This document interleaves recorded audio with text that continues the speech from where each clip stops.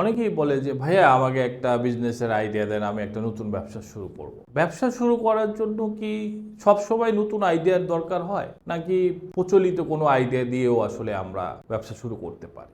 ব্যবসা শুরু করার জন্য আসলে প্রথম যে জিনিসটা প্রয়োজন সেটা হচ্ছে গ্যাপ অ্যানালাইসিস, অর্থাৎ বাজারে আসলে কোনো প্রোডাক্টের গ্যাপ আছে কিনা সেটা অ্যানালাইসিস করে দেখা। গ্যাপ অ্যানালাইসিস করে যদি আপনি দেখেন যে সেই গ্যাপটা আপনি পুরনো কোনো প্রোডাক্ট দিয়েও ফুলফিল করতে পারবেন, তাহলে আপনি সেই ব্যবসা শুরু করতে পারেন। আবার গ্যাপ অ্যানালাইসিস করে যদি দেখেন যে না, এই গ্যাপটা ফুলফিল করার জন্য আমার একটি আসলে নতুন এক ধরনের প্রোডাক্ট দরকার, একটু ইনোভেশন দরকার, তাহলে আপনি একটা নতুন প্রোডাক্ট নিয়েও বাজারে আসতে পারেন। আমরা অনেক প্রোডাক্ট দেখেছি যে পুরনো ব্যবসা করেও গ্যাপ অ্যানালাইসিস করে উনি ভালো ব্যবসা করছে, নতুন ব্যবসার আইডিয়া নিয়ে ইনোভেটিভ প্রোডাক্ট নিয়ে এসেও অনেকে ভালো ব্যবসা করছে। এটা ডিপেন্ড করে যে আসলে আপনি কি প্রোডাক্ট নিয়ে ব্যবসাটা শুরু করছেন, গ্যাপ অ্যানালাইসিস, আপনার টার্গেট ক্লায়েন্ট যারা, টার্গেট গ্রুপ যারা, তাদেরকে আপনি আসলে ঠিকমতো টার্গেট করতে পেরেছেন কিনা। এই দুটো কাজ যদি আপনি ঠিকমতো করতে পারেন,